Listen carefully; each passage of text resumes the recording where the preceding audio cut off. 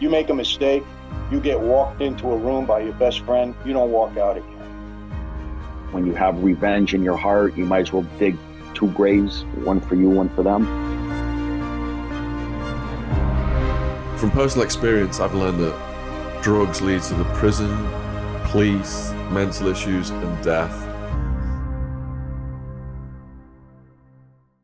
What's going on, everybody? Welcome to another special episode, and I do mean it's special today. I got someone who I was watching before we got into the podcasting business, and now we have the privilege of interviewing him. Before I introduce our special guest, I want to say I'm with my brother from the same mother, Danny Ablakan. What's going on, everyone? Happy to be here. Today's special guest is, at one point he was called the Bank of England, which is, I think, so cool. He was the Ecstasy kingpin in Arizona. He had dealings with all kinds of people, but he has a very unique background because he was actually one of, the top, financial guys, like stock guys, earning over $500,000 in commission at the time. And, he chose to go down a different path, and he's going to tell us all about it. And I want to welcome to the show, Shaun Attwood. Shaun, welcome to the show. Hey, thanks for having me on, guys. I can't wait to tell you some of these stories, especially about Sammy The Bull with all the developments. Yeah, we're pumped. We're pumped, man. Can't wait. So, Shaun, for those of us that, let's say, don't know or haven't, let's say, necessarily looked too deep into you, can you just tell us a little bit about your background, your upbringing, growing up and how you were able to come to the United States and, just, hit it off from there and let our viewers know what's going on, what happened, how to start. So I grew up in a chemical manufacturing town in the northwest of England, in between Liverpool and Manchester. Didn't have much money growing up. Dad, insurance salesman, door to door. Mum stayed at home in the beginning, just taking care of the kids. But then I got this weird fascination with the stock market in high school when I chose economics. And my teacher, Mr. Dillon, he started to give me classes of my own, explaining all the numbers in the Financial Times, what they all meant. And then when Margaret Thatcher privatised British Telecom on the stock market when I was 16, I borrowed 50 British pounds off my grandmother, and that doubled on its first day of dealings. I was hooked on the stock market from this young age, went down the library, ordered dozens of books on the subject, and I'd tell all my mates, I'm going to go to America, make $1 million, fly you guys over. And that's what I eventually did. After high school, I went on to sixth form college, did A-levels, maths, physics, economics, and then I did business studies at Liverpool University. But that's also where I discovered the rave scene, was during my time at university, and that became the other major path in my life. Yeah. Awesome. Yeah. So I heard on Patrick David's channel that you started doing ecstasy yourself after you were bullied. You had a particular incident that almost cost you your life. Tell us about that. Yeah, when I just passed my driver's license test, I went up to fill my mum's little red car with some petrol, and some drunks in the 20s, big rugby player-sized guys, started to behave abusively towards me. I thought it was brave to stand up to them. I think I'd watched too many Sylvester Stallone Rambo movies and Schwarzenegger movies. So I stood up to these guys, just on my own. Quickly, they dropped me on the ground, kicking me in the head, kicking me in the body. All I could do is curl up in the fetal position. One's got an iron bar, smashes me in the face, knocking the bottoms of my teeth out. Here, so I've got these nice veneers on my front teeth. Anyway, I'm curled up in the fetal position, and my whole body's going warm and numb. And I couldn't feel the pain anymore, and I thought they'd stop hitting me.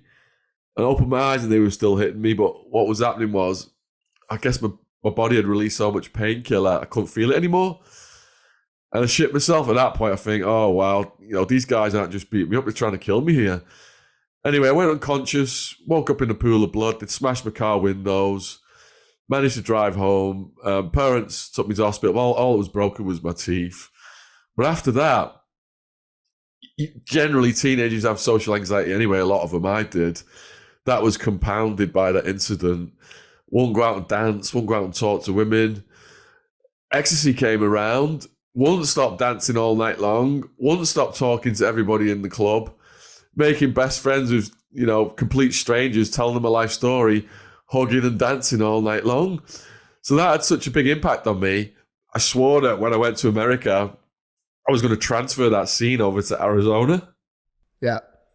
And so you started, correct me if I'm wrong, you started doing Ecstasy before you started selling it, or was it around the same time? Yeah, I started taking Ecstasy in the UK when the rave scene began in the late 1980s.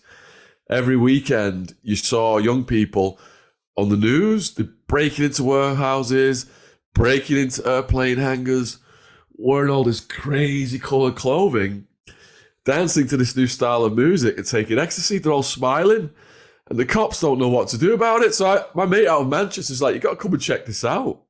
And that's how it began. Yeah, and then you come to America, and you're pumped on the financial side of things. You wanna get into the business. You become a stockbroker essentially, and then you work for a company. So how did that go? Tell us about the company you were working with. So originally, I graduated with a business studies degree from Liverpool University. One of my professors there was Sir Patrick Minford, chief economic advisor to Margaret Thatcher. It was quite heavy going. The essays, the calculations, the calculus, the balance of payments equations, all that stuff. So I get to America, and when I sent out my resume to all the different stockbrokers in Phoenix, one immediately called me in for an interview. I didn't know at the time. I learned quick, fast though that it was a penny stockbroker, proper Wolf of Wall Street stuff. So I go in, and there's this boss. He's like, looks like a mafia don. And we have the interview, and he says, I can have the job, but I've got to get the license, the Series 7 license. And it's commission only, and I can't make money till I get the license. Now, I'm living off my student credit card, so I'm thinking, how fast can I get this license? So I say to him, it can't be that hard, can it? I've just done this degree at Liverpool University, economics, accountancy, finance. I've been trading in the stock market since I was 16. He goes, oh, yeah, you've got to go to class to get the license. I'm thinking, oh, this is bad news. I'm like, well, can't you just put me in for it without the class? And he's shaking his head. So he goes and gets the Series 7 study book. It's like this big. And he's flipping through it, looking at me like I'm going to be intimidated by it. And I see it's all multiple choice questions. I'm like, come on, I've just done all this calculus and everything in England. It's multiple choice questions. How easy could that be? And he's still shaking his head. He goes, oh, well, the hardest part is the options, the questions on the traded options. And he goes to the back of the book and shows me the traded options section, the questions. I said, I've been trading options since I was a teenager as well. When the first Gulf War broke out, I was trading Val Reef gold mining options out of South Africa. I know all the equations, puts, calls, all that stuff. So he's looking at me and he's like, right, something about you. I've never put anyone in for the exam without the test, but there's something about you. I'm going to take a chance, but if people let me down, I don't like it when people let me down, stared at me as if he was going to kill me if I didn't pass. So how long were you with that company for? That company was called Cobra Financial. And I partnered up with another rookie broker. And in my Locked Up Abroad episode, they portray that quite well. And what we did was we wised up to it being a penny stock place within, I don't know, so many months. And we were always staying late at night, cold calling. We'd be the last ones to leave. Now, if anyone left that brokerage, they immediately cannibalized your client book. And the boss, he would say, I'd love to just hire 20 people, throw them against the wall, see who will stick. And this is how vicious it was. His former boss had fallen down the ranks and was back on the floor cold calling with us. And he called him into his office. He was firing him. He'd already started a rumor that his former boss was living out of his car with his niece who was underage and molesting her. So everyone was hating on him. And as he's firing the guy, he nods at us at the back to rifle through this guy's drawers and steal his client book. And the guy sees, but security's there to take him out. And these guys are going through his client book. The guys I was sitting next to, they called it the criminal quad. These guys were ruthless. They were eating this guy's lunch as the security guy was taking him out. They went through his lunchbox. They were eating his lunch. No way. Yeah, so we knew if we left, they would be calling all our clients. So what we did was we stayed late several nights in a row and photocopied the entire office's client books and took them with us. Yeah. That's so smart. So how did that go afterwards? Well, they started calling ours and we started calling theirs. And it ended up with the boss of that office calling the boss of our office after months of us poaching. And we had to stop at some point, yeah. So that new office you went to, was that like a more legitimate business? Yeah, it was a more legitimate business, yeah. So that penny stock outfit was just during my first year or so when I was in America. And did you stay lean in your business? Like you and the guy that went with you, you guys were kind of working together. Did you guys stay lean or did you start growing? Was there ever this thought of like, I can turn this into my own brokerage, my own business? What happened was my partner in the stockbroking business when I started out, we call him Matt in the book, and that's what he's called in Locked Up Abroad. I'll stay with that name. So Matt, he got addicted to crystal meth, and his production went way up in the beginning, but then he stopped coming to work. He's just hanging out with strippers and doing meth with them. And then he owed people money. He was having me make calls and tell people he was out of state. And then he disappeared. I think he got in a car chase with the cops and got arrested and fled to Florida. Got it. And then, so when did you actually say to yourself, all right, I'm making good money here, but I have this opportunity now to really dominate this ecstasy space and just run Arizona? When did that transition happen?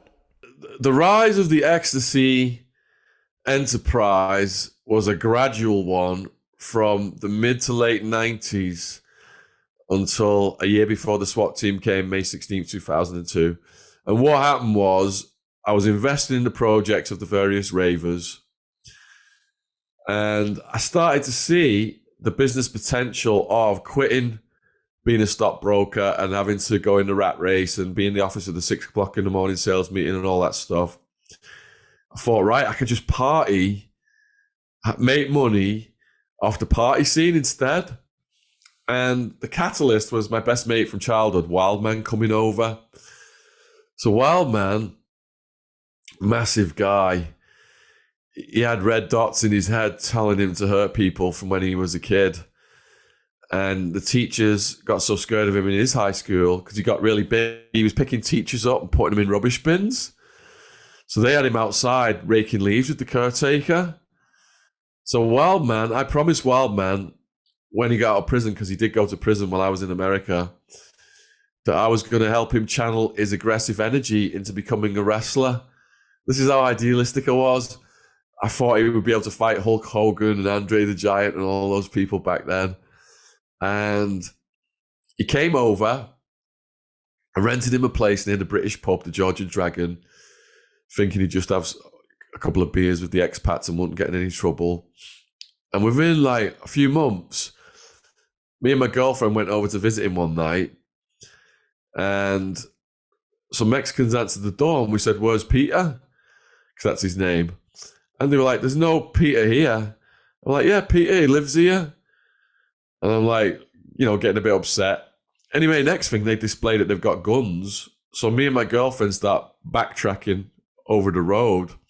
Wildman just bounces over the road, smiling. I said, "Peter, what's happened with your place? We almost just got shot." He says, "They're the local crack dealers. They like to move around a lot. I'm letting them stay in there. I'm staying in their place over the street. And they're giving me free crack. And they're buzzing because I can do $100 crack rock in one breath. And it goes sizzle, sizzle, sizzle, and it calms down. The red dots in my head." So that first place that I put him at ended up with a dead person on the doorstep. And he had to move out within months. I was at work at the stock brokerage office My aunt says, have you seen Peter's place? It's headline news. There's yellow tape all around it. Someone's dead. It might be him. You better get your ass up there. I shot up there. There was camera crews, tape, people mulling around. I had drugs in the car, so I drove off. But I went back later in the day when it had quieted down. Everyone had gone. There was still blood on the step. I go into the living room. Peter's in there with a homicide detective. Once the homicide detective had left, they asked Peter what had happened.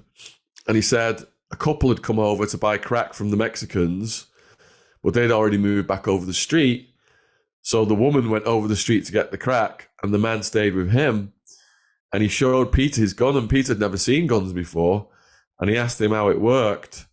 And the man said, here's how it works, and pulled the trigger, thinking that the safety was on, and shot himself in the head. Fell dead right in front of him. So then Peter got put in another place on the west side with some women from the drug community that he'd met. I wrote a check because they were behind on the rent. He got evicted the same day I wrote the check, so I was able to stop it. And the landlady, I contacted her, said, why has Peter been evicted? And she said, he's beat his roommate up. Now, there was two roommates. There was two girls, and this big steroid head white guy with like Chippendale blonde hair who was claiming gangster disciples, and it was a bouncer at some club. And she said Peter had beat him up, and I said, well, what proof have you got that he beat him up? And she said he was seen fleeing for his life through the apartment complex in the middle of the night with plasterboard powder all over his head and face. That's crazy. And there's human head-sized holes in all the walls. So I stopped the check. One of the women he was living with said, my boyfriend's behind on the rent in Tempe, Arizona, in a complex called Rancho Murrieta. If you fix that, Peter can move there. Now this became the start of the criminal enterprise. Tempe, party town. We're just raving all weekend long and having after parties at his place. And I can only get like 50 to 100 pills from the local dealers. But everyone's asking us for ecstasy. It's going for $30 a pill. So we found out through a guy called Acid Joey. Wildman's dead and Acid Joey both dead. R.I.P. both of them. Acid Joey, he found out where they were getting them from out of LA. So we all took a trip out to LA. And that's when I experimented with buying 1,000 pills. And they went in one weekend. And I was thinking, right, I'm going to quit being a stockbroker now and do this full time. And so at this point, how big was the enterprise? So this is the inception of the enterprise when I just quit the stockbroking in about 1997. Wildman gets deported for his first time and banned from America for life for being a menace to society. But I send Mission Impossible style teams of people around the world smuggling him back in through Mexico and Canada because he keeps getting deported because he just goes on the rampage everywhere he goes, blowing houses up, setting fire to houses, just maniac level behavior. And when he was gone after that period of time, he'd already introduced me to the New Mexican Mafia, especially a guy called G-Dog, whose brother was in the New Mexican Mafia, who became one of my main bodyguards. So those guys had my back. Do you want me to give you a quick Mexican Mafia story about meeting them? Please do. Yeah, that'd be great. Because this is while I was a stockbroker. So in Rancho Murrieta now, we've got Wildman positioned over there. We've got another apartment with a guy called Fish and Seth living it, who's selling pills for me. Seth's also one of my bodyguards, massive guy. He's also dead now. And I get a call from Fish at the office. He says, you got to grab Wildman and Seth and bring him over here because Seth wasn't there. He was with Wildman. And I said, I'll go and get him from Wildman's then and bring him over. What's the matter? He says, I can't stay on the phone. Just get over here as soon as possible. So I'm thinking, oh, shit. I go looking for Wildman. I can't find him. Him and Seth were actually out collecting crack debts for the Mexicans who were run by a Colombian guy who I eventually met. I think they must have been working for the Cali cartel back then. That's when they were active. And they were collecting debts for those guys in Central Phoenix. So I head over to Fish's, and Fish answers the door with his girlfriend, and she's crying her eyes out.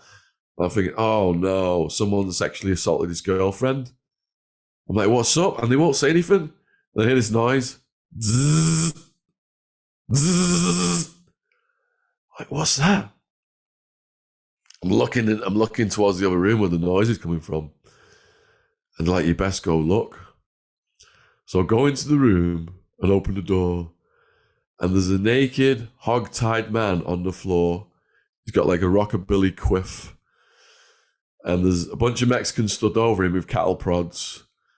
And the main guy, their leader, is an older Mexican guy with silver, slicked back hair. He's giving them orders. And I know him because he's a friend of G-Dog, who Wildman has introduced me to. And I look over at the guy with the silver hair, and he just gives me a nod, like, you know, welcome to the family kind of nod. And I'm looking at this guy, and he gives the signal. And as the cattle prods touch the guy, piss just shoots out of his dick all over the floor. And he starts rocking like a rocking horse. And he's gagged, and I'm looking at his eyes. And I've never seen so much terror in a person's face. Now, I'm just a stockbroker at this point. You know, I've never, ever claimed to be a gangster in any of my videos. I'm a stockbroker gone wild. I'm a business studies graduate. And this is gangster level stuff. So I'm shitting myself, but I'm thinking, if these guys see that I'm shitting myself, I'm going to be a liability to them. So I got to put on a front. So I'm like trying to like act tough, you know, and just take it in my stride. And the silver hair guys looking at me, appraising me. And in the end, I just say to them, look, it looks like you guys have got this under control. I'll let Wildman know when I see him, when I find him. And I got to get back to my office. And the silver hair guy is like, yeah, you know, kind of like you're in with us now, kind of look to him. And on the way out, I said to Fish, what happened? And Fish said, as you know, I've been selling your Ecstasy, and I'm also selling product for those guys. And that guy on the floor, he's one of my customers. He came and bought product, and he must have watched the place and waited till I left and came back and started to rob it. Well, I had to come back to the house, and I caught him, and I called you, and I called them, and they got here first. And I was like, whoa. So what happened was, they called his roommate and said, you can have him back for $10,000 or else he's getting taken out to the desert. And they paid it. Oh, that's good. So he made it. He made it. He survived, yeah. I was having nightmares on the way back to the office. I couldn't get the guy's face out of my head. Damn, that's insane. Yeah, I was just going to say, like, were you sleeping after that, or were you just constantly just thinking about like that terror, and were you scared, or? I was constantly thinking about it, but then another situation happened, and I think increasing my drug intake kind of like eroded my trauma and my conscience combined, because we were at an apartment again, having a party in Rancho Murrieta. G-Dog shows up, whose brother's in the new Mexican Mafia. And when G-Dog showed up, I was the Ecstasy supplier and he was the weed and meth and coke supplier. So we got talking. Everyone's just chilling out, you know, having a good time, listening to music, bit of weed being smoked. Next thing, a cop comes in, walks in and says, I could smell weed from outside, nobody move, and goes to grab his radio to call us in.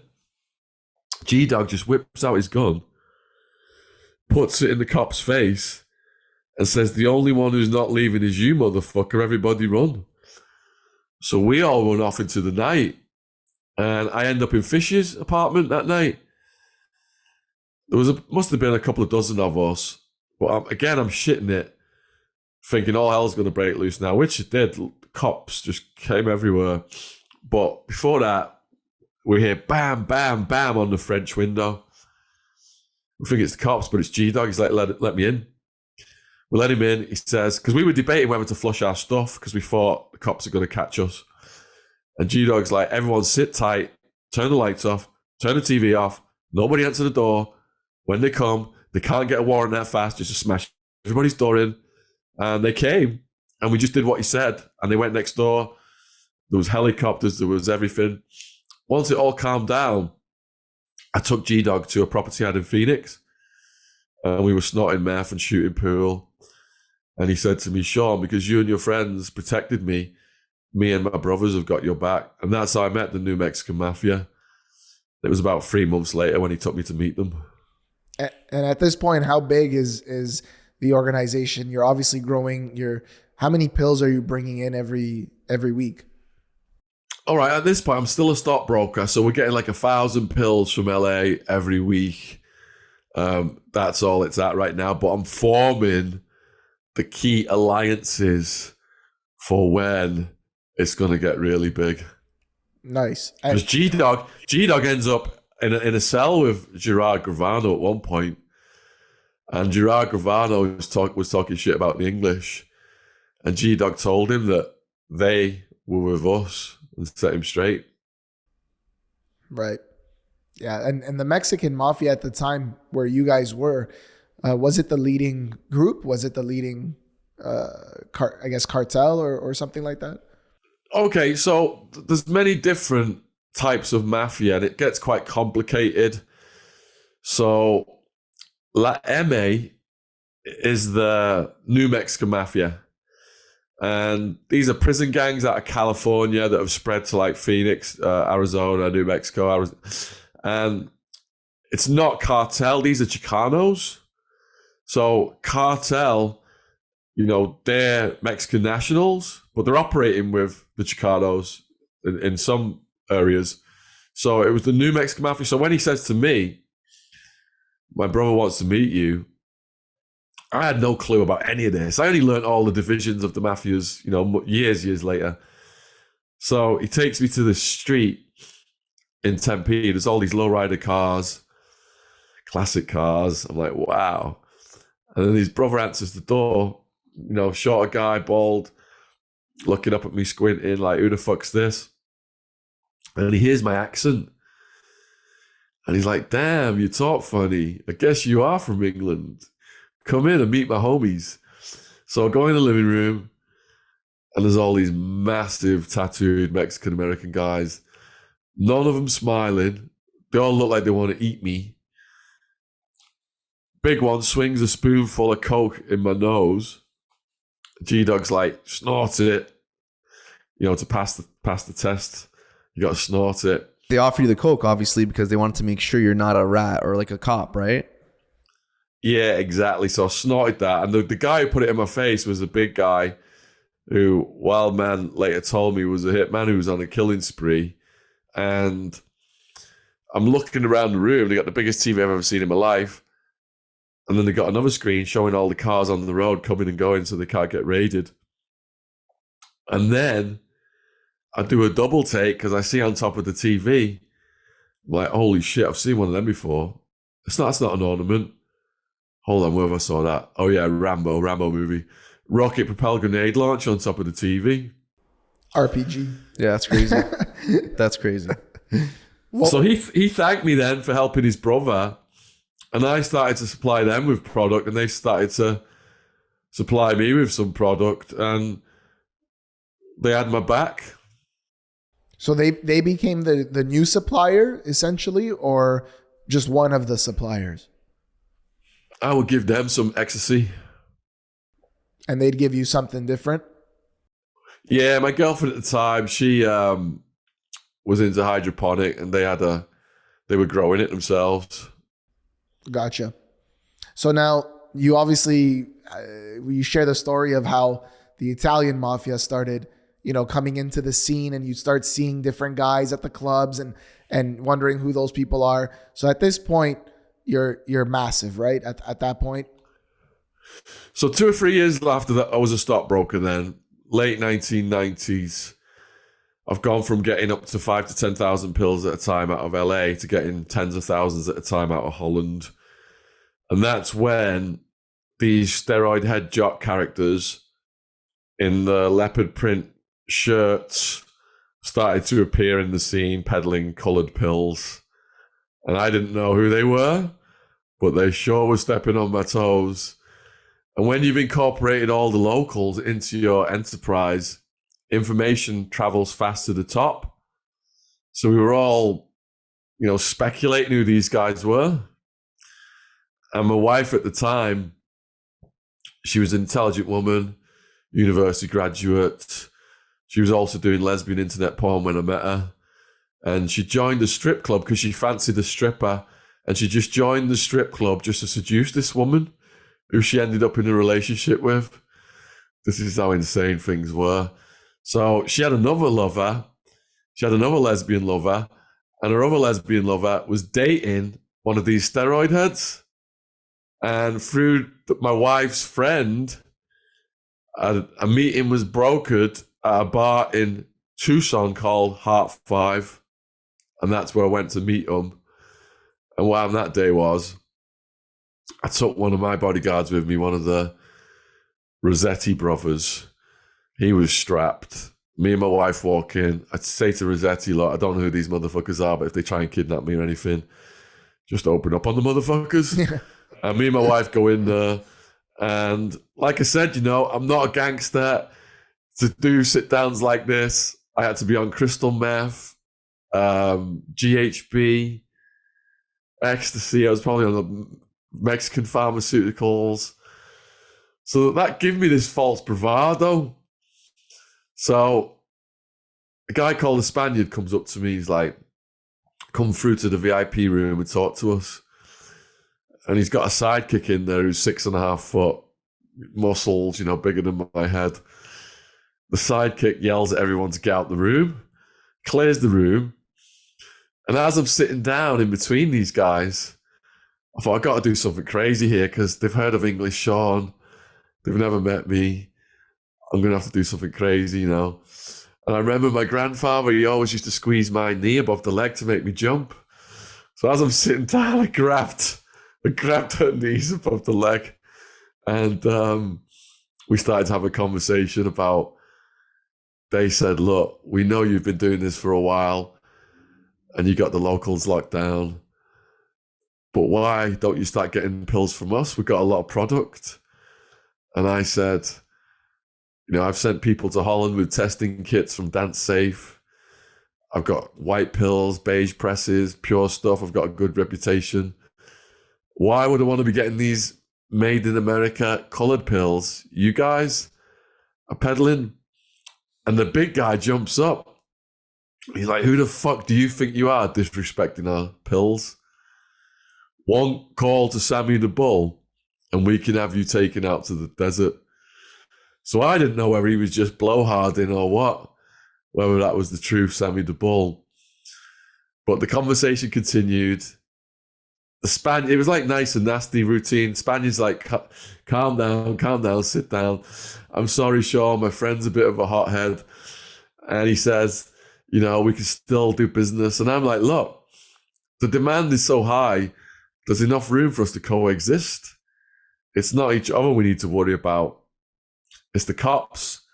Since you guys have been running around bragging that you're the biggest drug barons in the world, the feds are everywhere. We see these cars coming to the parties, filming everybody's license plates, cars with tinted windows, undercovers coming in the raves, pretending to be out-of-state buyers of pills. You guys have lit the scene up. And he kind of concurred with that. And it left on a friendly note with the Spaniard, but not the other guy. So my wife was passed out on a sofa when I found her on GHB. And Rossetti picks her up and we carry her to the car. And he's like, how did it go? And I said, they're claiming they're with Sammy the Bull. And he's like, oh man, if that's for real, this shit's getting way heavy. He's whacked a lot of people. So we kind of like took them seriously, but we weren't sure whether they were just boasting about it or not. And years later now, having done this documentary with Sammy the Bull, I have a complete different understanding of his involvement. He wasn't really very involved.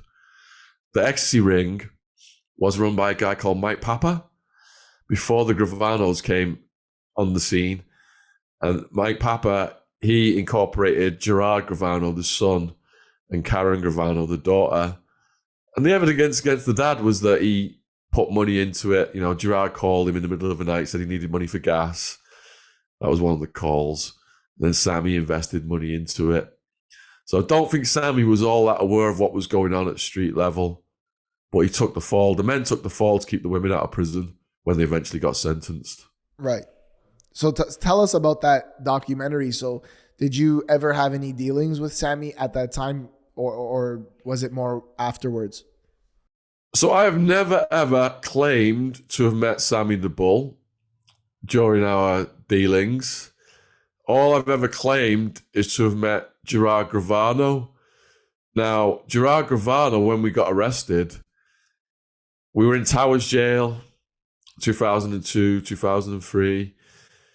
And the guards, we were going to court, and the guards chained Gerard Gravano to Wildman, I think just to see what would happen. And Wildman's looking at me like, do you want me to do him in? And I'm saying, no, we're in enough trouble, man. We don't want to do that. What we need to do is, because he got arrested before us, find out what he's going through and these games that the prosecutors play and get as much information out of him as possible. So that's what happened. We spent the night with Gerard Gravano chained up together, going to court. He was a champion arm wrestler, really strong. And eventually he told me a story where he'd almost successfully kidnapped me from a nightclub and was going to hold me hostage. And if the ransom wasn't paid, take me out to the desert. And what happened there was I was at the Crowbar with Wildman, Wild Woman, G-Dog, and more of my people. And they'd advised me to leave. They said it had got a bit moody. The atmosphere had changed. So I'm on GHB. They dragged me out of there. And Gerard later told me he'd arrived just after we'd left. So they had a bounty on me, and a striptease dancer had called it in and let him know. And he packed a gun, and his crew were on the way to get me. So we just missed them that night. That's going to be in this documentary. I'm not going to say the name of the major distributor of the documentary, but it is one of the biggest ones in America. And it's approximate 90-minute documentary coming out about me and my Ecstasy enterprise versus the Gravano enterprise. And they've interviewed family members of mine and family members of his because they want to show the family side as well. When I asked my mum if she was willing to be in it, I said that some people are coming to the house to film, and she thought like 2 or 3 people were going to show up. There was like trucks of people and equipment, like it stopped the cars on the street. It got so chaotic. But they did a really good job, I think. And I can't wait to see the finished product. It's coming out this summer. Nice. Can't wait. Looking forward to it. Yeah, summer 2023. Yeah. Good stuff. So when did you, like, I'm trying to understand, you have this background, this financial background, this education and experience. And then, you know, that story with the Mexican Mafia where the guy is tied up and you're traumatized by seeing that, like, it's crazy.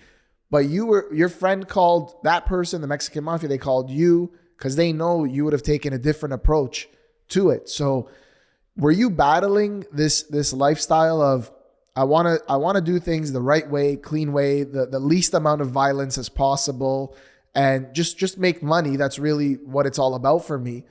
But then were you battling that with, I gotta get violent at some point? I gotta start, being involved in that in order to protect myself? Well, Wildman was extremely violent all the time. And that was just him having fun on his own. It wasn't me directing him to do things. But the fact that he was that violent kept everybody in check. Now, he ended up wanting to murder my top Ecstasy salesperson. And how that came about, and this is what brought the organization down. My top Ecstasy salesperson, I'll call him Skinner, and he has been interviewed for this documentary that's coming out as well. He ended up getting enticed to a nightclub in Scottsdale by Sammy The Bull, Gravano Enterprise Associates, under the pretext of selling them some pills. They took him into the men's room, smashed his teeth out, took his pills, took his gun, took his money, And that's when, major problems started with me and Sammy The Bull's crew. Wildman came back over. Now, this guy Skinner was like little brother. Me and him just hung out all the time. When Wildman came back over, I started hanging out with Wildman more than Skinner. And I think that frustrated Skinner.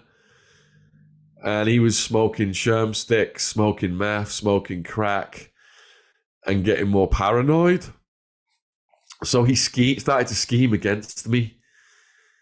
And one of the things he did was, Wildman ended up back in a deportation prison. While he was in the deportation prison, Skinner sent some Southside gangsters, recruited some Southside gangsters in this scheme whereby a firebomb was launched through Wildman's missus's window, tough woman from Liverpool called Wild Woman. And in the rankings of the criminal enterprise, Wild Woman was ranked higher than Wildman. She was number 2. And the cops filmed her chasing Wildman out of the apartment with a big fan trying to whack him and all this stuff. So she's quite a character as well. I've interviewed her a few times on my channel. And so what happened was, this firebomb comes through her window, almost sets fire to her. She's got a scar on her face. And these Southside gangsters show up and say, look, we've been sent to take you to safety and for you to grab your pills and come with us. But they were going to steal her pills, but they didn't know what they were messing with. And she's like, do I look fucking stupid to you guys? I'm from fucking Liverpool, you can't fuck with us. I ain't getting no fucking car with strangers. I told them to fuck off. They didn't know what to do. So we found out that Skinner was behind that whole thing.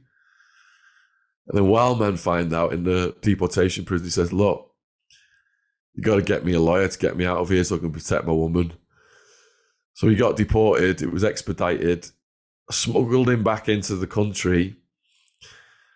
And that was it. Then he was on a mission to kill Skinner, and I couldn't stop him. And we were all trying to talk him out of it. Because anytime anyone proposed murdering anyone, I'd say, look, we're ravers. It's a peaceful community. If you murder someone, homicide are going to get involved. It's a death penalty state. It's a whole new level of consequences. So I was always the sensible one when it came to that level of criminal activity. But Wildman couldn't be stopped. So I had a cellmate, a friend on the streets who later on the Italian Mafia moved him in my cell. He was a guy called Joey Crack. He was like a walking drug testing kit. He just put drugs in a syringe and stick them in his neck and tell you whether it was good or not. And Joey Crack, he told me that he'd gone to Skinner's apartment around the time Wildman was looking to kill Skinner. And Wildman was in there waiting for Skinner to come home. And Wildman had every weapon known to humanity laid out in Skinner's apartment. Like knives, hammers, pliers, baseball bat, golf clubs, everything. And then when Joey Crack came in, Wildman thought it was Skinner, just grabbed him by the neck. Imagine this massive, big guy. When he died, approximately 2 years ago, he was 6'2" and 29.5 stone, which is probably hundreds of pounds. He's like this big. And so he just grabs Joey Crack by the neck, almost crushing the life out of him. Joey Crack's like, it's me, it's Crack. Don't kill me, Wildman. Don't kill me, Wildman. Well, he said Wildman had just sweat just dripping off his ears and his chin. And his eyes were blood red. He'd been awake for a week at least on crystal meth and crack, not slept, almost squeezing life. But Skinner got so scared he went to the cops. The cops had 10 witness statements, and he gave the inside scoop. No one else had the inside scoop. So tell us about now how you get arrested. You get sent to prison. What was your prison experience like? What was your first day in prison like? Talk to us about that. So have you guys heard of Sheriff Joe Arpaio? No. Famous America's Toughest Sheriff in Arizona. Black and white striped outfits, pink underwear, tent city. So I ended up my first year was in Towers Jail, which was run by him. I'm unsentenced. I'm fighting my case for 26 months. So first day you go in a processing center called the Horseshoe. It's like this subterranean horseshoe-shaped cells, sequence of cells. And as soon as you go in, they take your belt off you, your shoelaces, you go to a plexiglass window, there's a little old lady screaming at you. Have you got HIV? Have you got lice? Have you got hepatitis C? And asking you all these questions. And then you go in the cells and it's like 30, 40 people just sardined in these cells. Gangbangers, rival street gangs. When they see each other, it's on site, fights breaking out, blood on the walls. If it kicks off too bad, the guards come in, they just drag someone out and put them in this, looks like a medieval torture device called a restraint chair. It's like this black chair tilted back. They'll put a spit hood on your head and you see people in these restraint chairs just rocking and cackling. It's like an absolute madhouse. And I go through the sequence of cells. That's where I found out my charges. The biggest ones were like conspiracy, continuous criminal enterprise. It was like the equivalent of RICO. They put all the organized crime charges on us. And when I saw my bail was $750,000 cash only, I was like, oh man, you're in some shit here. So it was a day or so, we went through the Horseshoe, and then I got classified to Towers Jail. And Towers Jail, they separated me from Wildman. I was in Tower 6. And right away, the skinheads, the AB, Aryan Brotherhood, come up to you. They're like, hey, Wood, get in that cell over there. And you can't say no to them or they're just going to smash your head into the wall. So I walk into the cell. They come in behind me. And then they're like, get in my face. It's like, what are your charges? What are your charges? Yeah, because I heard they ask you that just so that they know kind of what your background is in case if you ever did anything to kids or anything like that, they'd, give you what was coming for you, right? They ask you for your papers or whatnot. Yeah, they're doing a charge check, but I don't know that. So I've read my charges. I don't understand all this legal terminology at this point. So I say to them, I don't know what my charges mean. And this is the worst answer in the world. Now they got me against the wall about to attack me. What do you mean you don't know what your charges mean? Are you a chomo? Are you a chomo? I don't even know what chomo is at this point. So some charges were KOS, kill on sight, pedophiles. Other charges, SOS, smash on sight, drive-by shootings, because women and kids sometimes get hit. In the end, I pulled out my charge sheet. They saw I was in for drugs. Nearly everyone's in prison, it's drugs. So that's acceptable. But then they explain all the rules you must follow, or else the whole gang will attack you. So they say to you, if someone calls you a punk, a bitch, or hits you, you must fight them on the spot, or else the whole gang will attack you. Must take showers, or they'll smash you for bad hygiene. Can't go making friends with the guards, they'll smash you for snitching. Can't sit at the tables in the races, they'll smash you for that. Everything you take for granted about your safety is reversed because they're constantly looking for people to beat up because that's how they earn their reputations and tattoos. It's called putting work in to earn your political ink. And the more serious the act of violence, higher up in the gang are the tats that they earn. Under every head of the gang are guys called torpedoes. They'll go in, attack someone, no questions asked, just so they can get their tats. Now, a guy came in early on who was a suspected chomo. Don't know if the guards had confirmed it or what, but they smashed him in the shower and left him whimpering in a pool of blood. And then this big guy's like, why can we still hear him whimpering? Like, oh, we smashed him good, dog. He's like, not good enough. So he goes in, and it's like he's trying to crack this guy's head open like it's a coconut. Just crack, crack, crack. In the end, he's unconscious or dead, and the guard comes and does a security walk. Lockdown, everybody locked down. So we all go back to our cells. And then I'm looking out the window, and they're carrying this guy on a stretcher. And there's not just blood coming out of his head. There's like yellow stuff coming out of his head. It's crazy. This wasn't the Supermax prison because you ended up. No, I wasn't into. I'm in medium security my first year, Then I'm in maximum security for my second year and a bit. Then I'm in Supermax for a few months. Then I'm sentenced over to prison medium, and then I end up in minimum, and then I end up in deportation. And in the Supermax, you were telling a story about, I found this was crazy. Weaponized crap. How else to say that? Weaponized, people would, in Supermax prisons, weaponize their own crap. Yeah, so the shit slingers in Supermax, I knew a guy who worked up on the cleanup crew for the shit slingers, so he told me a lot of stories. But basically, if you can't get out your cell, you can't settle your disputes how disputes are normally settled. So they weaponize crap. A basic would be chicken bone, crap on it, and then you make a blowpipe, and you get someone who goes past your cell. But they had a guy who was like the Rambo of the shit slinger world. Call him Magnum. And he rigged up his whole cell like shit and piss bottles that would be standing there for days, so they would get mold growing on them, and a lot of people got hepatitis C.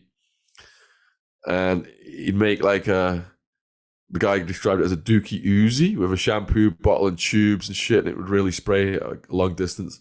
So the guards were sick of this guy. So they went in, stripped his cell out, got him completely naked, put him in a strip cell, in handcuffs, naked, where there's nothing in there at all. And every so often they came and did a security walk and observed him. But they'd underestimated his resolve. So what he did was he shat on the floor, turned over, mouthed the shit. No. Stood at the hatch where the guard comes to observe with this shit in his mouth just percolating. The guard came and he blasted it in his face. No. And the guard was so surprised and shocked, he raised his mask up like that. So the shit went up the guy's nose. Yeah. That's crazy. That's cringy. I know you're not a fan of the prison system. I know that's something that you fight for and advocate for change now. I want to learn about that. I want to learn about some of your books, your projects, where people can find you and stuff. But I think you want to ask. Yeah. Shaun, so I want to ask you, we do a lot of these interviews and we always like to ask, if you could go back, or if there was one thing that you regretted doing, if you could go back and change something that you did, what would that be? Considering there's people that, might be, in that past life selling drugs like right now and, looking to maybe make money or quick money off of it. Any advice that you would give to them, or like I said, just any regrets that you'd like to share with them? Yeah, so I do talks in schools and the kids ask me would I do it all again, and I say yes and no. I say yes because it forced me to grow up as a person. I read over 1,000 books in just under 6 years, and a lot of philosophy and psychology. Went inside myself, addressed the root causes of my behavior, and it set my path on a straight path. And I say that no, because my mum had a nervous breakdown. My sister had to have counselling. I saw the horror of what drug use led to in the jail, and I put people on the road of drug use. I think it was the second year when I really turned around, because I was facing a maximum 200-year sentence. When you're facing 200 years, your $1 million house on the mountain doesn't matter, your swimming pool, jacuzzi, plasma screen TV, twin turbo car, none of that matters anymore. So getting sentenced to 9.5 years was one of the happiest days of my life, because I could see when I could get my life back. But reflecting on my lessons I learned, I've written a book actually called Life Lessons. It's the 10 most important lessons I learned while reflecting in prison. And one of them is just to make slow and careful progress in life. I abandoned that fast. I abandoned my slow and careful progress that I'd set from age 14 to be a millionaire in the stock market for the excitement of the fast cash, the ego, and being a person, being a Mr. Cool guy. And that's more important than the money. I mean, even when Escobar was worth 30 billion, I've written 5 books about him as well. His brother Roberto said, why don't we quit, buy our own island, kick back, won't get killed, won't spend our lives in prison. And Escobar was like, you want me to kick back on some boring island when I've got 10,000 people working for me? I put the president of Colombia in power. And because of that, he died young. So addiction to the lifestyle is what's strong. And if young people are watching this, I say to them, just stay on that path of slow and careful progress in life. If I'd have stayed on it, I probably would be worth about 10 million right now instead of losing absolutely everything and causing all this harm to my family members. But yet again, I've also learned through this that money is not the meaning of life. Happiness is in your heart, and that's determined by your thoughts and what they make it. Some of the wealthiest people in the world are some of the most miserable people in the world. I'm not knocking money, you know, I'm an entrepreneur now. I've got my books, talks, YouTube channel, but I'm way more measured than the mercenary person I was when I was young. I wake up with a smile on my face, not doing all this, you know, planning and stuff, and just get on with my day and just everything just grows organically and nicely. And it did all start with the blog that you just asked me about, actually, because in 2004, my writing was smuggled out of the maximum security Madison Street jail by my aunt. So my journey is completely documented with timestamps online. That's the very first ever prison blog. It's still there. It's called John's Jail Journal, JON. And the YouTube channel came about in 2007, which made it the first prison YouTube channel. And the activism, you know, exposing what's going on and then using the channel. Because so many people helped me when I got out to get my story out there. So now it's my karmic responsibility to help other guys who've been in prison get their stories out there. And that's what we've done. We've interviewed almost 1,000 people now on the channel over the years. And for a lot of the guys, it's been a life-transforming experience. So, you know, it makes me feel good. That's the kind of thing I look back on, not all the money I made in the stock market. Amazing. Awesome. Thank you. And we're gonna put your YouTube channel in our show notes and all that stuff. Before we close the show, is there any last thought that you want to leave our audience with? So young people, the drugs lifestyle starts out fun at first. That cannot be denied. The pleasure is very high when the first time you take drugs, and the pain is very low. But every time you take drugs, the pain slowly rises in the background, the side effects, and the pleasure is slowly going down. So to try and get to where you started, you mix your drugs up, or you do harder drugs, or you do more drugs, but you never get back there, and the consequences arise in the background. So from personal experience, I've learned that drugs lead to the prison, police, mental issues, and death. One of my main guys, my right-hand guy, was a guy called Courtney Bates. People can look this up. He was the guy who we rented a house just for the cash. He would do the collections. Only me and him knew what it was. You know, I'm just kicking back my $1 million house in Tucson. Courtney Bates comes up and tells me whether things are going good or whether things are going bad. We never speak on the phone. That's how it was run at the peak of it, so the cops wouldn't detect us. He never took drugs, and when we all got arrested, he got so depressed he went to heroin, and his parents sent him to a rehab where he hung himself, and he was only in his 20s. Yeah. Wildman, like I said, copious amounts of drugs, staying up for weeks on meth and crack, smoking it. They had to put a stent in his heart when he got to prison. He had all kinds of heart problems, and then he died approximately 2 years ago from multiple organ failure. But he does live on the YouTube channel. I think we've got almost 200 videos of him. UK Enforcer in Arizona prison is a good one if people want to start watching his stuff. But Wildman, honestly, he was such a larger-than-life character and protected me in a lot of situations. So probably just finish with R.I.P. Wildman then. Yeah. Well, I had a great time on this call, and this was awesome. Yeah, thank you for your time, Shaun. I'm going to close the show, and then we'll stop the recording. So everybody, do your duties. If you've watched till the very end, thank you. We reached 5K subs recently. We want to get to 20K subs. We'll be there soon.